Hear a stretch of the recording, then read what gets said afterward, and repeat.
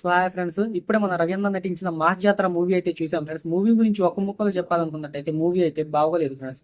ఎందుకంటే ఫ్రెండ్స్, మనం ఎప్పటిలాగానే రవీంద్ర నిన్న ఆడియో ఫంక్షన్ లో ఏం ప్రామిస్ చేశారు, మిమ్మల్ని ఎప్పుడు విసిగిస్తున్నాను, ఈసారి అయితే ఖచ్చితంగా విసిగించను, ఈ మూవీ అయితే చాలా బాగుంటుంది అని అయితే చెప్పారు.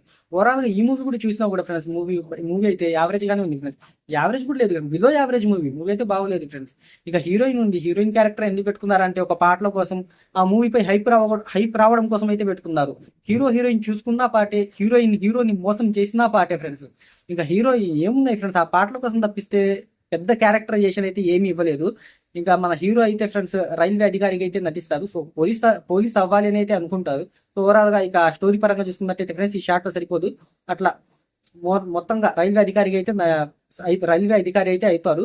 ఓవరాల్ గా మన హీరో అయితే ఫ్రెండ్స్, ఇక తన పరిధిలోకి రాని వాటిని కూడా వెళ్ళి మరీ గెలుపుకుంటారనమాట.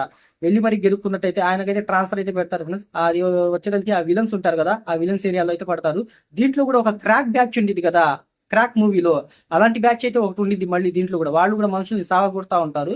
సో మన హీరో ఇక ఎలాంటి పర్ఫార్మెన్స్ చేశారా ఈ మొత్తం అయితే ఉంటారు. సో మిగతాల్లో ఇక చూసాం కదా ఫ్రెండ్స్, తన తాత క్యారెక్టర్ అయితే ఒక ఉండిద్ది ఫ్రెండ్స్. ఆ క్యారెక్టర్ అయితే కొంచెం ఓవర్గా అయితే అనిపించింది. తను ఆర్మీ అధికారిని అది ఇదే చెప్తారు. సో చిన్న ఒక గంతో అయితే పార్ట్ మని కాల్చుతాడు, పార్ట్ మని పడిపోతాడు. సో ఓవరాల్ గా మనం మూవీ చూసుకున్నట్టయితే ఫ్రెండ్స్, బిలో యావరేజ్ మూవీ అనమాట. సో ఓవరాల్ గా మీకు మూవీ ఎలా అనిపించిందో కింద కామెంట్లో అయితే తెలియజేయండి. మన రవీంద్ర ఫ్యాన్స్ ఉన్నట్టయితే నన్ను అయితే వేసుకోమా.